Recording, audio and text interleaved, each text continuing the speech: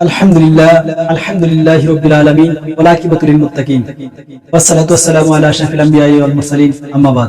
দূরে ও কাছের, দেশে ও প্রবাসে যে যেখান থেকে আমাকে দেখছেন এবং আমার কথা শুনছেন সকলকে মোবারকবাদ ও সালাম। আসসালামু আলাইকুম ওয়া রাহমাতুল্লাহি তাআলা ওয়া বারাকাতুহু।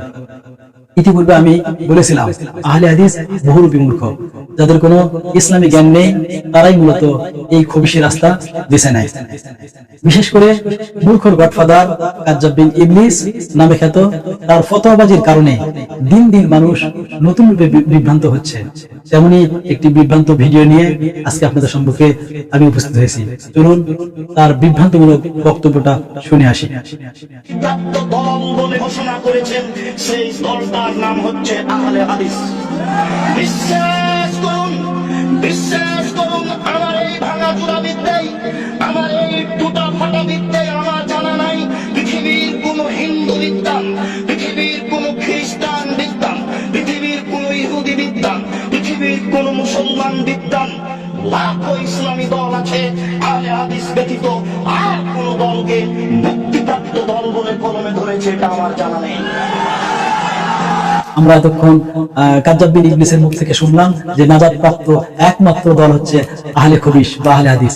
আসলে আহলে হাদিস বলতে কোরআন হাদিসের কোনো পরিভাষা এখন পর্যন্ত ওইভাবে কেউ বলে নাই, বা কোনো কোরআনের কোনো জায়গা আহলে হাদিস বলে নিজেকে স্বীকার করার কোনো দলিল নেই। সহিহ হাদিসেও কোথাও নিজেকে আহলে হাদিস বলে প্রকাশ করার, জাহির করার কোনো দলিল নেই। যদি দলিল থাকতো তাহলে অনেকেই আহলে হাদিস বলে নিজেকে দাবি করত। চলুন তাদেরই ঘরানার একজন আলেম, যিনি দাঁতের ডাক্তার নামে পরিচিত, সেই ডক্টর জাকির নায়েকের বক্তব্য শুনে আসি।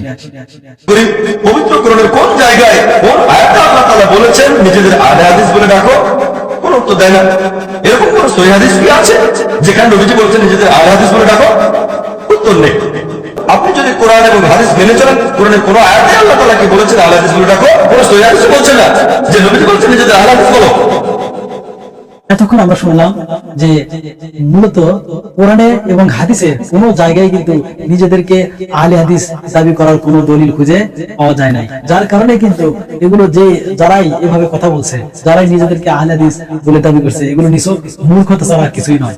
তো এই জ্ঞান যার ভেতরে এতটুকু জ্ঞান নেই যে নিজেকে কি হিসেবে আমি আহলে হাদিস বলে দাবি করতে পারি, এই জ্ঞান যার ভেতরে নেই, তার দ্বারা এরকমই মূর্খতাপূর্ণ বক্তব্য প্রকাশ পাবে। এ পর্যায়ে আমরা জানবো যে আহলে হাদিস এরা নাজাত প্রাপ্ত দল, না আল্লাহ রাব্বুল আলামিনের হাবিব মুহাম্মদ রাসূলুল্লাহ সাল্লাল্লাহু আলাইহি সাল্লাম আর অন্য কোন দলকে নাজাত প্রাপ্ত দল বলেছেন। এই বিষয়ে তাদের ঘরানার একজন আলেমের মুখ থেকে আমরা সত্যটা শুনে আসি।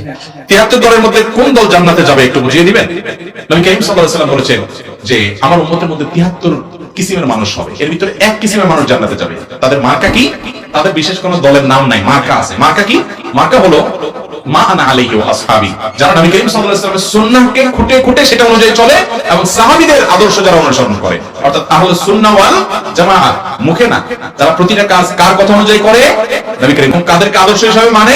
নবীর সাহাবীদেরকে রিদওয়ানুল্লাহি তাআলা আলাইহিম আজমাইন। তাদেরকে শত্রু যারা বানায় না, তারা মানুষ ছিলেন, ব্যক্তিগতভাবে ত্রুটি থাকতে পারে, কিন্তু জামাতে সাহাবার প্রতি ভালোবাসা থাকতে হবে এবং নবী করিম সাল্লাল্লাহু আলাইহি ওয়াসাল্লামের সুন্নাহর অনুসরণ থাকতে হবে। এই দুটি জিনিস থাকলে সুন্নাহ এবং জামাতকে যারা নিয়ে চলে একসঙ্গে, জামাতে সাহাবাকে এবং সুন্নাতকে, তাদেরকে বলা আহলে সুন্নাত জামাত। নবী সাল্লাল্লাহু আলাইহি ওয়াসাল্লাম বলেছেন এরাই হলো মুক্তিপ্রাপ্ত দল, শেষ হাসি এরাই হাসবে। আর যারা নিজের ব্যক্তি বুদ্ধি, নিজের ব্যাখ্যা, আজকে দেখবেন অনেকে নিজের ব্যাখ্যা বিশ্লেষণে নিজের বিবেক দিয়ে অনেক কিছু বোঝার চেষ্টা করে। সুন্নাহ কি আছে, সাহাবীরা কি বলছে, এগুলো দেখা দেখি দাঁড় অনেক যুক্তিবাদী দেখবেন কোরআন স্বীকার করে, হাদিস স্বীকার করে, যুক্তি দিয়া সবকিছু যুক্তি দিয়ে মানার চেষ্টা করবে। অনেক দল আছে দেখবেন নামাজের বিকৃতি করে ফেলছে, তারা যুক্তি দিয়ে সবকিছু করতেছে। হাদিসে কি আছে এটা খোঁজ করে না, সাহাবীরা কি আছে এটা দেখে না। এগুলো গোমরাহ এবং ভ্রান্ত ফিরকা। আর নাজাত প্রাপ্ত ফিরকা সম্পর্কে নবী সাল্লাল্লাহু আলাইহি ওয়াসাল্লাম বলেছেন যে মা আনা আলাইহি ওয়া আসহাবি, সুন্নাহ এবং সাহাবীদের অনুসরণ অনুকরণ, তাদের মহব্বত যারা ধারণ করে, লালন করে, এই লোকগুলো জান্নাতে। তাদের প্রিয় শাইখ থেকে আমরা শুনলাম যে নাজাত প্রাপ্ত দল একটি, সেটি হলো আহলে সুন্নাত ওয়াল জামাত। অতএব আহলে হাদিস বলুন বা আহলে কোরআনই বলুন না কেন, এগুলো নাজাত প্রাপ্ত দল কশিন কালেও হতে পারে না। কেউ যদি বলে যে আমি রাসূল পাক সাল্লাল্লাহু আলাইহি সাল্লামের সুন্নাহকে মানি এবং সাহাবায়ে কেরামকে ফলো করি, তাহলে সে নাজাত প্রাপ্ত দলের অন্তর্ভুক্ত হবে বলে আশা করা যায়। তবে কেউ যদি নিজেকে আহলে কোরআন, আহলে হাদিস এভাবে ডিভাইডেড করে, সে কিন্তু নাজাত প্রাপ্ত দল হতে পারে না।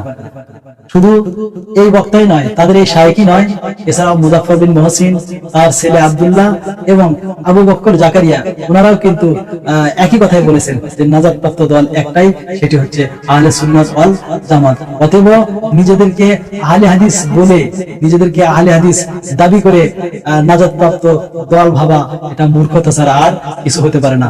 সেই কারণে আমরা সেই দলের সঙ্গে থাকবো যে দলকে রাসূল পাক সাল্লাল্লাহু আলাইহি সাল্লাম নাজাতপ্রাপ্ত দল বলেছেন, এবং যুগে যুগে উলামায়ে কিরাম, সকল উলামায়ে কিরাম যে দলকে নাজাতপ্রাপ্ত দল হিসেবে জেনে আসতেছেন, সেটা হচ্ছে আহলে সুন্নাত ওয়াল জামাত। অতএব আমরা এই সকল বক্তা, এই সকল কার্যকদের মূর্খতাপূর্ণ বক্তব্য থেকে দূরে থেকে এবং হক্কানি আলেম ওলামার সংস্পর্শে থেকে ইসলাম, সঠিক ইসলাম জেনে বুঝে মেনে আমাদের আল্লাহ এবং তার রাসূল পর্যন্ত পৌঁছা এবং ইসলাম সঠিকভাবে বোঝার মতন তৌফিক দান করুন। ওয়া আখিরু দাওয়ানা আলহামদুলিল্লাহ। আসসালামু আলাইকুম ওয়া রাহমাতুল্লাহি তাআলা ওয়া বারাকাতুহু।